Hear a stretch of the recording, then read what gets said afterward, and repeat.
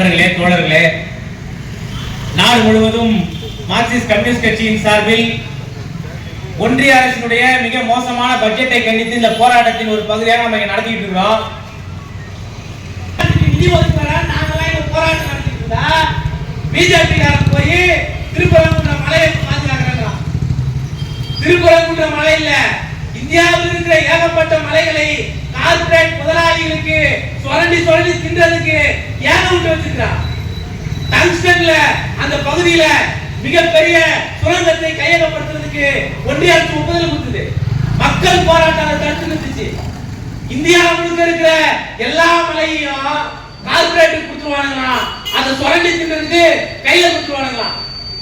இங்க இருக்கிற மலையை பாதுகாக்கிறேன்னு வரான். 1990ல இருந்து இந்த பிரச்சனையை கிளப்பினா இருக்கிறாங்க. பட்ஜெட்ல ஜனங்களுக்கு ஒண்ணு இல்லடா, சாப்பாட்டுக்கும் இங்க இருக்கிற பொருளுக்கும் இவ்வளவு வரியை எடுத்து வச்சிருக்கிற, அதை கேட்கறது மக்களுக்கும் இல்ல இங்க இருக்கிற பிஜேபி. ஆனா அதை கேட்கல, வேற எதையோ ஒண்ணு தூக்கிட்டு நாங்க அதை பத்தி பேச போறோம். அதுவே மக்களுக்கான பட்ஜெட்டாக பட்ஜெட்டை இந்த அரசு உருவாக்கல. வேலை வாய்ப்பு எல்லா துறையையும் தனியார்கிட்ட கொடுக்கணும்டா. தோழர்களே, 31,000 ட்ரெயின் ஓடுது ஒரு நாளைக்கு இந்தியால. 2 கோடி பேருக்கு மேல அத பிரயாணம் பண்றாங்க.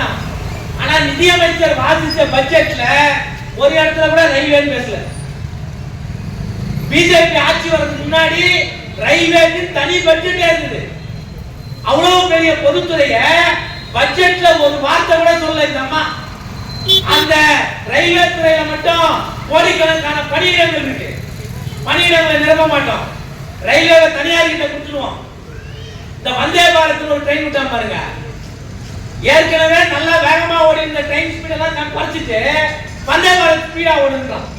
பக்கத்துல ஓடி இருந்தாங்கன்னா ஸ்லோவா போக சொல்லிட்டு இவன் ஸ்பீடா போறான். அதுக்கு கட்டணம் இங்க இருந்து 400 ரூபாய் 500 ரூபாய்க்கு போயிட்டு இருந்த கட்டணம் 2000 ரூபாய் 2500 ரூபாய் வந்தே பாரத்ல. நம்ம வண்டியோட ஸ்லோவா தான் போகுது. முதியோருக்கு கொடுத்திருக்கிற சலுகை கட்டணம் ரத்து, பயணிகளுக்கான கட்டணம் கண்டமேனிக்கு, அதாவது அவர் பேசல, நீ புக் பண்ற வேகத்துக்கு ஏற்ற மாதிரி கட்டணம் உயருது. இது ஒரு பக்கம். நம்ம ஊர்ல பிரைவேட்ல விடுறான், ஏதோ மினி பஸ் கேட்டா காசு பத்தலன்றான். நம்ம ஊர்ல மினி பஸ் விடுறதா, அங்க ரயில்வேல தனியார் விடுறதும் ஒண்ணுதான்.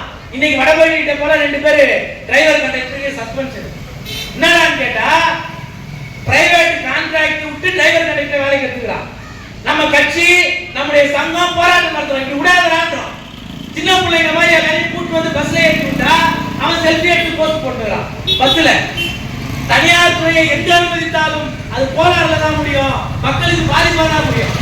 அதுவே ரயில்வே துறை ஆனாலும் போக்குவரத்து துறை ஆனாலும் மக்களுக்கு பயன்படக்கூடிய இப்ப இன்சூரன்ஸ்ல 100% வெளில விடுறான். அதுவே எல்லா துறையும் தனியாருக்கு கொடுக்குறான். ராணுவத்துல தனியார் கொடுக்குறான், ராணுவத்தை தனியார் கொடுக்குறான், போலீஸும் கொடுப்பான். நாளைக்கு எல்லாத்தையும் தனியார்கிட்ட கொடுத்துட்டு சமூக நீதியையும் இடஒதுக்கீடையும் மக்களுக்கான பாதுகாப்பையும் யார் உத்தரவாதப்படுத்துறது? இன்னைக்கு செய்தி என்ன? சிஆர்பிஎஃப் ஒன்றிய அரசுடைய பாதுகாப்பு படையை சேர்ந்த ஒருத்தர் AK-47 துப்பாக்கியில 30 புல்லட் லோட் பண்ணி வண்டியில போகும்போது அது மியாட் ஹாஸ்பிட்டல் கிட்ட விழுந்துச்சான்.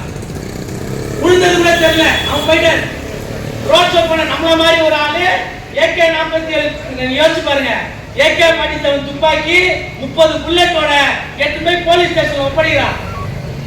அந்த துப்பாக்கி எதுதான் நம்ம ஒரு கடிதம் கொடுத்து வாங்கி போயிருக்காரு. இன்னைக்கு இப்பவே இந்த லட்சணம்னா எல்லாத்தையும் தனியார்கிட்ட கொடுத்துட்டா, பாதுகாப்பெல்லாம் தனியார்கிட்ட கொடுத்துட்டா, ராணுவத்தை தனியார்கிட்ட கொடுத்துட்டா, தனியார்கிட்ட கொடுப்பதும் கார்ப்பரேட் முதலாளிகளின் காலை நக்குவதும் தான் இந்த பட்ஜெட். இந்த பட்ஜெட்ல ஏழை எளிய உழைக்கிற மக்களுக்கு எதுவும் இல்லை. ஆகவேதான் மார்க்சிஸ்ட் கம்யூனிஸ்ட் கட்சி இந்த போராட்டத்தை நடத்துறோம். ஒன்றிய அரசு கேரளா, தமிழ்நாடு உள்ளிட்ட எதிர்கட்சிகள் ஆளக்கூடிய மாநிலங்களுக்கு நிதி ஒதுக்காமல் இருப்பது கண்டிக்கத்தக்கது. இது போன்ற நடவடிக்கைகளில் இருந்து மக்கள் போராட்டத்தை நாம் முன்னெடுக்க வேண்டியது இருக்கு. இந்த போராட்டம் என்பது எதுக்குன்னு சொன்னா மேம்போக்கா ஷோ காமிக்கிறது இல்ல. உள்கட்டமைப்பை வசதியை ஏற்படுத்தலன்னா நம்ம நாடு முன்னேறது கஷ்டம். தேச பெருமை தேசியம் பேசிட்டு இருக்கிறதெல்லாம் வாய் வார்த்தையா தான் இங்க இருக்குதே தவிர உலகப்பூர்வமா இல்ல. சீனாவை எதிர்க்கலாம், அமெரிக்காவை எதிர்க்கலாம், எல்லாம் ரைட்டு. நீ உன் ஊர்ல என்ன வளர்க்குற? சீனாவின் உள்கட்டமைப்பு ஏற்பாடு செய்யப்பட்டது என்றால் அங்க மேட் இன் சைனா பயங்கரமா வளர்ந்துச்சு. இன்னைக்கு பத்திரிகையில செய்தி, பத்திரிகையில கட்டுரை எழுதிக்கிறாங்க. Made in India, make in India ஒண்ணு இல்லாம ஆயிடுச்சுங்களா? மேக் இன் இந்தியா ஒண்ணு இல்ல, மேட் இன் சைனா ஜெயிச்சிருச்சு. 1990லேயே இன்றைய இந்தியாவுடைய வளர்ச்சியை சீனா அடைஞ்சிருச்சுன்னு எழுதிடும் கட்டுரை இன்னைக்கு. அதுல வாய் வார்த்தையும் படை சொல்வதையும் தவிர்த்து விட்டு மோடி மக்களுக்கான திட்டங்களையும் பட்ஜெட்டையும் உருவாக்கணும். நம்ம நிர்மலா சீதாராமன் என்ன பண்ணுவாங்கன்னா, விலை ஏறிச்சுன்னா ஹோட்டலுக்கு போவாங்க, வீட்டுல உட்காந்து நம்ம தோசை இட்லி சாப்பிடுறோம்னா அரிசி பருப்பு விலை ஏற்றிடுவாங்க. நீ ஹோட்டல்லயே சாப்பிடாத, வீட்டிலே சமைச்சு சாப்பிடாத, செத்து போனது நிர்மலா சீதாராமனும் மோடியும். ஆகவே மக்களை, உழைக்கிற மக்களை சாகடிக்கிற இந்த பட்ஜெட்டை எதிர்த்து மக்கள் மத்தியில் இன்னும் விரிவாக சொல்லுவோம் என்று கேட்டுக்கொண்டு வாய்ப்புக்கு நன்றி பாராட்டி விடைபெறுகிறேன். நன்றி.